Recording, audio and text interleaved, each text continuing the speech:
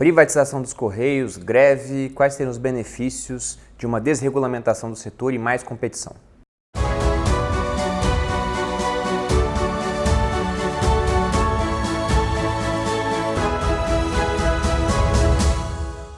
E aí pessoal do canal Você Mais Rico, aqui quem fala é Bruno Perini, criador do canal. E antes de entrar no assunto do vídeo, quero pedir para você que não é inscrito aqui no canal para se inscrever, para deixar seu like, deixar um comentário, o que está achando. Eu fiquei meio sumido nos últimos dias porque, para quem não sabe, estou regravando o meu curso Viver de Renda. Devo abrir a próxima turma agora no começo de outubro. Não marquei o dia ainda porque depende do andamento das regravações, mas acredito que no máximo até o meio de outubro ali vai estar aberto. Quem quiser saber mais informações disso é melhor me seguir no Instagram, porque normalmente as aberturas elas são muito rápidas, as vagas são limitadas e preenchem muito rápido. E isso não é papo de vendedor, quem acompanha a abertura da última turma sabe que as vagas esgotaram em 3 minutos. Então fique ligado lá no Instagram. Agora entrando no assunto do vídeo. Primeira coisa, né? Muita gente me perguntou no Instagram, inclusive já falei desse assunto lá. Estou fazendo esse vídeo a pedidos para que fique mais fácil compartilhar o conteúdo. Essas greves dos Correios, elas são normais. Não é por conta de privatização que irá acontecer a greve. Porque a gente tem greve esse ano, já tivemos em 2018, em 2017, em 2016. Na verdade, eu fui olhar no Google e voltando até 2007, eu vi que teve pelo menos uma greve ao ano. 2006 já não achei, mas 2005 eu vi que teve também. Então, não é algo que, nossa, o Correio está em greve, como se fosse uma coisa fora da realidade. Na verdade, acontece muito, inclusive em épocas do ano parecidas, né? Parece que setembro é um mês especialmente bom para greves, pelo que eu via, há uma grande incidência de greve dos Correios nessa época. Inclusive eu estou deixando as fotos, vocês estão vendo elas correrem aí, que são as manchetes de cada ano falando sobre isso. E dessa vez calhou que, além dos motivos normalmente que levam o pessoal a fazer uma greve, tem a questão da privatização. E sempre que a gente fala em privatização, e não só dos Correios, mas de qualquer empresa pública, nós teremos alguns grupos que são contra. O primeiro deles, logicamente, é o dos empregados da empresa, porque é muito mais confortável você ser empregado público do que você ser empregado de uma empresa privada. Para quem não sabe como é que funciona essa questão dos empregados dos Correios, eles fazem concurso, é um concurso público, só que eles não viram servidores públicos regidos por uma lei própria, como era o meu caso quando era militar. Eles viram empregados regidos pela CLT. Só que, como eles são muito numerosos, né, são fortes, assim, unidos, eles têm uma série de acordos coletivos que, na prática, acabam dando muito mais estabilidade para o empregado público, no caso dos Correios, pelo menos, em comparação com empregados do setor privado. Prova disso é que eu conversei com várias pessoas dos Correios, com 16, com 20 anos de empresa, e que não viram nenhuma dúzia de pessoas sendo mandadas embora nesse período, porque realmente há mais estabilidade. Se não tivesse, o pessoal não estava fazendo greve contra a privatização. Ainda mais se todo ano fazem greve reivindicando alguma coisa. Greve é sinal de insatisfação, mas por que ainda preferem estar na empresa pública do que na privada? Porque, logicamente, é mais confortável. Só que dentro desses grupos que se opõem à privatização, a gente pode falar que essa é a pauta mais justa. Afinal, cada um deles está lutando ali pelo seu emprego. Até porque, acredito eu, que uma das primeiras coisas que a empresa que comprasse os Correios aí no eventual processo de privatização fosse fazer seria enxugar o pessoal. As empresas do setor privado todas estão se tornando mais enxutas, utilizando mais tecnologia. Os Correios não seriam uma exceção caso viessem a ser privatizados. Os outros grupos que geralmente se opõem são as das empresas que fazem negócios com as empresas públicas através de licitação, por exemplo, né? Isso acontece bastante porque em várias vezes o processo de licitação lá da Lei 8666 foi criado para fazer com que o Estado consiga adquirir as coisas e também os seus órgãos, né, as empresas públicas, por um preço mais barato. Só que não é um processo perfeito, porque é feito por pessoas, então pode ser, né, dando um exemplo do que geralmente acontece nessas leis, a gente viu na Lava Jato muita coisa acontecendo, é feita uma licitação para um certo item ser entregue e ele não é entregue, mas o pessoal vai lá e dá baixa. Ou entrega numa quantidade muito menor e o pessoal vai lá e dá baixa recebendo alguma coisa. Então esses empresários, logicamente, não querem perder a bocada. E o último grupo que também sempre se manifesta contra, geralmente é o dos políticos. Sobretudo aqueles políticos que vão perder poder de indicação. Porque hoje a presidência dos Correios é uma indicação política. Os vice-presidentes, os Correios têm 9 vice-presidentes, cada um ganhando mais de 40 mil, todos também não são especialistas em logísticas colocados lá por conta do seu saber de como funciona a empresa e o setor. Simplesmente são pessoas filiadas a um determinado partido ou amigas de um determinado parlamentar que acabam indo para os Correios e ficam nessa bocada. E isso, inclusive, foi uma das coisas que acabou com a empresa ao longo dos anos. Os Correios já foram uma empresa rentável, só que a partir do ano de 2013, na verdade a gente poderia colocar até 2012 na conta, porque em 2012 eles registraram um lucro de 1,1 bilhão, mas porque o Banco do Brasil comprou a operação do Banco Postal por 3,5 bilhões. Então isso ajudou bastante. Mas 2013 deu prejuízo, 2014 deu prejuízo, 2015 o prejuízo foi de mais de 2 bilhões, 2016 foi de quase 1,5 bilhão, 2017 voltou a dar lucro, mas foi um negócio meio estranho, estava registrando prejuízo de 2 bilhões e de repente reverteu para lucro em um mês. Então parece ser uma operação contábil, não veio um lucro da parte operacional. A empresa não consegue ganhar dinheiro fazendo o que deveria fazer. E além disso, você bota na conta da má gestão também várias fraudes que foram relatadas ali nos Correios e que já afetam os funcionários, tanto os que estão trabalhando hoje quanto os que estão aposentados. Por exemplo, o Postales, que é o fundo de previdência dos funcionários, a semelhança do que existe na Petrobras, também o Petros, no Banco do Brasil, o Prev, ele foi, mesmo sendo o fundo que tem menor patrimônio, aquele que foi mais autuado por órgãos de fiscalização devido a infrações. Teve rombo superior a 7 bilhões no patrimônio e não foram só maus negócios sendo feitos porque o gestor decidiu investir em uma ação que caiu, por exemplo. Foram maracutaias mesmo, compra essa faculdade, esse grupo que está falindo, e aí você recebe uma parte. Isso acabou prejudicando, sobretudo, os próprios funcionários. Você pega o plano de saúde dos Correios, também teve fraude ali, muito menor a cifra, de 7 milhões, mas ainda assim teve fraude. Então a empresa ela acabou sendo sucateada ao longo do tempo por conta de ingerência política. Inclusive hoje os Correios estão pleiteando uma devolução junto à União de dividendos pagos a mais entre os anos de 2007 e 2013, quando a empresa ainda era lucrativa, porque esses dividendos mandados a mais, eles atrapalharam o processo de investimento da empresa em novas tecnologias e acabaram ficando para trás no setor onde há competição, que é a parte de encomendas. Mas percebam que isso foi uma decisão da gestão naquela época. Se a gestão era incompetente naquela época, é porque realmente a indicação política não são pessoas que entendem de logística que estão lá. E com certeza dentro do corpo dos funcionários teria esse tipo de pessoa. Só que como é indicação política, como tem essa questão da função social da empresa, o pessoal para de correr atrás do lucro e o negócio vai ficando sucateado, vai ficando para trás. Para que vocês entendam hoje, o que os Correios são. Eles foram uma estatal criada para exercer um monopólio sobre essa parte de entrega, de cartas e telegramas, que é um monopólio que se mantém até hoje, mas é um setor pouco rentável, porque muita gente está preferindo mandar as coisas pela internet, telegramas também. Qual a diferença de carta e telegrama? A carta pode ser online, o telegrama vai ser um negócio impresso no final. Também estão ficando menos usuais. As contas que a gente recebe, por exemplo, para pagar, muita gente já prefere receber pela internet ou já deixa em débito automático.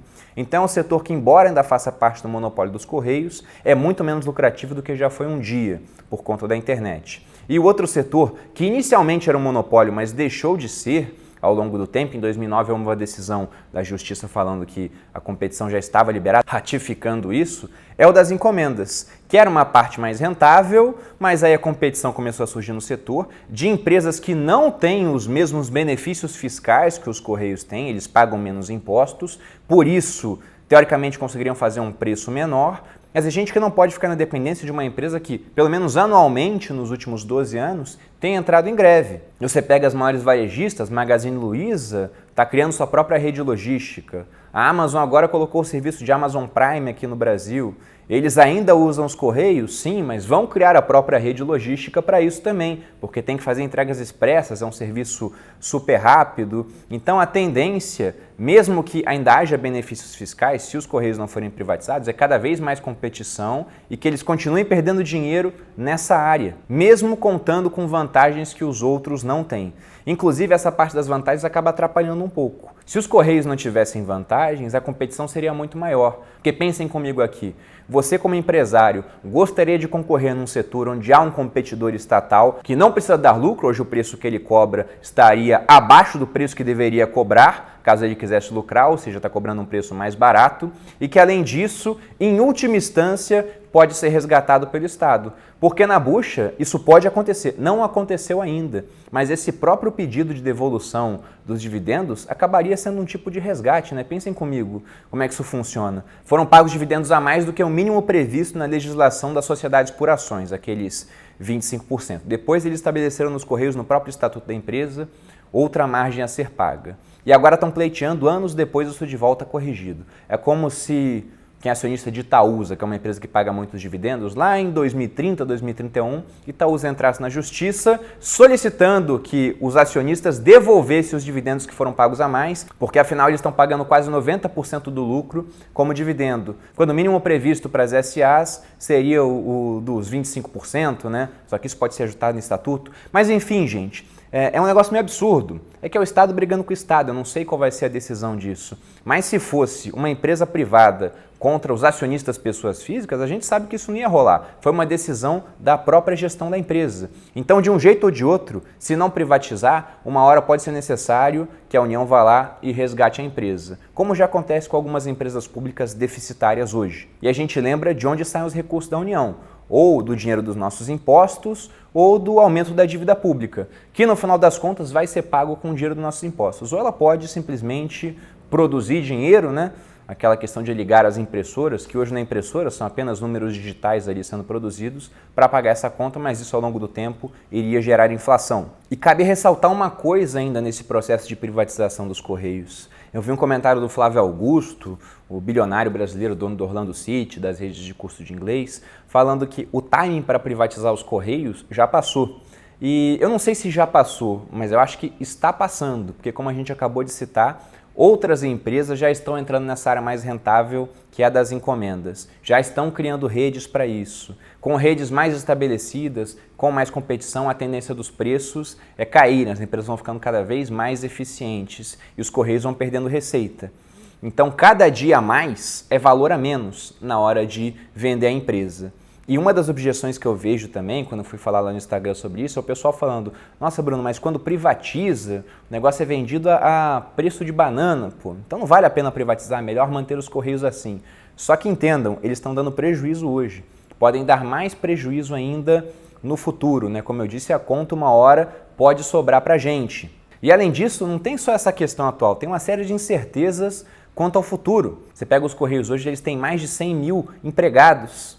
E esse pessoal, como eu já disse, não é servidor público com uma lei própria. É regido pela CLT, mas com uma série de convenções que dão mais estabilidade. Aí se uma empresa compra os Correios e vê que para que os Correios voltem a ser rentáveis tem que mandar 30 mil pessoas embora, o que esses 30 mil fariam no dia seguinte? Entrariam na Justiça Trabalhista, que é pró-empregado. E pode vir uma decisão igual essa que eu estou colocando aqui na tela para vocês, né? De reintegração. E percebam que isso que eu coloquei na tela é uma reportagem de agora, de agosto, no setor de TI, que não tem um sindicato forte. Eu nem sei se tem sindicato de TI, mas foi ordenada a reintegração de 160 mil trabalhadores. Isso quebra uma empresa. Então quem vai pagar caro num monte de incertezas? Não dá para saber. Além do que, pode ter aquela eterna sombra de reestatização. O governo está mudando a cada 4 anos. Entra alguém que é mais centralizador, mais de esquerda na parte econômica, e dá para ser de esquerda na parte econômica, mesmo sendo de direita na parte ideológica, né? Qualquer um que é a favor da expansão do papel do Estado na economia é de esquerda na parte econômica. Então, há muita incerteza e mais incertezas levam os preços para baixo. E como eu já disse, os preços eles estão indo para baixo naturalmente pela competição de outros players na parte de encomendas. E eu achei engraçado também um comentário que a Dilma fez, falando que estão querendo transformar os Correios em uma grande Amazon. Isso mostra o nível de esquizofrenia ilusória em que vivem os nossos políticos, porque essa frase foi dita em um contexto negativo. Eu sei que a Dilma hoje ela está temporariamente fora da política, não foi eleita senadora, mas deve voltar daqui a um tempo para concorrer em outro cargo. Ela tem poder político para isso ainda. E integra aquele grupo das pessoas que perderiam influência através de uma privatização. Não pode mais indicar os amigos lá para dentro da empresa. Mas repare o seguinte, ela fala que os Correios irão virar uma grande Amazon. Qual é o negativo disso? Porque se você pega a Amazon hoje, é uma empresa que ela é confiável, que ela faz entregas muito rápidas e várias vezes pelo menor preço. Nem sempre pelo menor preço, às vezes alguma empresa consegue ser mais barata do que ela, mas essa empresa teve que se esforçar muito para chegar no preço mais baixo. A Amazon fez com que todo o varejo diminuísse as margens de lucro através da competição. E você pega o valor da Amazon hoje, ela está valendo quase $1 trilhão, chegou a bater essa marca, depois voltou. Eu, por exemplo, não olho muito a Amazon. Até tem lá o ticker da Amazon, tem BDR aqui, dá para comprar pela Avenue também, mas é uma empresa que é negociada em uma relação preço-lucro muito alta. Isso se reflete por conta da confiança que as pessoas têm de que a empresa continuará crescendo. Então imagine só que lástima se os nossos Correios realmente virassem uma Amazon. É uma empresa que vai bater quase $1 trilhão de valor de mercado. Isso é mais do que a nossa bolsa inteira junta, né? Vamos deixar isso bem claro. Daria para comprar tudo e ainda pedir troco, que é super rápida, que é super confiável nas entregas e que fez com que todo o setor se tornasse mais eficiente. Então não dá para entender o que essa frase significa, né? Na verdade, a privatização, se isso acontecesse, seria excepcional para os Correios e para o país. E aí entram os políticos novamente com aquele discurso de a privatização é ruim porque os Correios são do povo. E isso não é verdade, pô. Os Correios não são nossos. Eu não recebi ações dos Correios quando eu nasci, você também não recebeu. Pegando até um outro exemplo que constantemente é citado, né? Se fosse falado em privatização de Petrobras, teria novamente, não, o petróleo é nosso, a Petrobras é nossa. Também não recebi ações da Petrobras. A Petrobras, ela pertence aos seus acionistas. Então, se você for lá em Bolsa de Valores e comprar as ações, aí sim ela é sua. E guardem isso, algo só é realmente seu se você tiver liberdade para vender aquilo. Se você não pode vender, não é seu de verdade. E aí, pegando esse exemplo, se perguntar aos acionistas da Petrobras se eles preferem que privatize, grande parte provavelmente irá preferir que privatize. Porque na hora que sai a notícia de uma privatização de uma empresa pública, as ações sobem muito, porque elas são negociadas com desconto frente aos seus pares privados, por conta do medo de ingerência política, de gente que está lá e não é especialista no assunto, porque você não sabe o que vai acontecer, o governo que vai vir. Então, quando colocam a privatização na mesa, o preço dispara, porque a empresa vai deixar de estar subordinada a interesses escusos para perseguir aquilo que uma empresa privada persegue, eficiência e lucratividade. E quanto ao papel social das empresas públicas, não tem papel social maior do que você perseguir o lucro, porque o lucro é apenas o resultado de uma demanda que a sociedade tem que foi bem atendida. As pessoas têm um problema, um empresário vai lá e cria uma solução para esse problema e as pessoas voluntariamente trocam o dinheiro que elas ganharam através do trabalho pela solução desse problema e ambas as partes saem mais ricas dessa troca voluntária. Mas Bruno, será que é sempre assim? Não é quando você não tem muita opção de escolha. Você pega aquele setor que é vítima de um monopólio, onde há pouca competição, então muitas vezes você vai ter que escolher aquela opção porque não vai ter outra, né? Como é o caso das cartas e telegramas hoje nos Correios. Mas quando há bastante competição, você vai escolher aquela empresa que te dá o melhor atendimento dentro da faixa de preço adequada. E com muita competição, o legal é que você pode escolher aquela que é mais barata, porque você acha que não tem diferença, ou uma que é mais cara, mas que você acha que é mais confiável, que tem mais qualidade. Então, no final, gente, a solução para os Correios é a mesma solução que existe em todos os setores. Libere a competição, deixe ali todo mundo com as mesmas vantagens, porque ter um competidor que tem mais vantagens do que os outros afugenta alguns empreendedores, né? Ninguém quer competir contra alguém que tem mais vantagem, nem precisa dar lucro porque tem o seguro estatal por trás. E o ideal seria, além de privatizar, desregulamentar, deixa a competição correr solta. Porque com mais opções é bom para todo mundo. Apenas um monopólio saindo da mão do Estado para a rede privada pode se tornar melhor? Até pode, porque se a empresa que comprou os Correios estiver realmente querendo ganhar dinheiro, vai botar especialistas lá dentro, vai tirar os indicados políticos e a empresa deve crescer em termos de eficiência. Mas isso não garante menores preços, porque não tem competição. Então o ideal é libere a competição e com isso todo mundo vai ser melhor atendido. E era isso, gente. Esses são meus comentários a fazer sobre essa questão dos Correios. Já tinha falado no Instagram. Espero que vocês tenham curtido. Eu vou estar publicando menos ao longo das próximas semanas, porque, como eu já disse, estou envolvido na gravação do meu curso. Mas depois que eu acabar, muita coisa para gravar, eu volto com a rotina do canal aqui normalmente. Ficamos por aqui. Se inscreva no canal, compartilhe esse vídeo com um amigo, me siga nas redes sociais. Um grande abraço e até a próxima.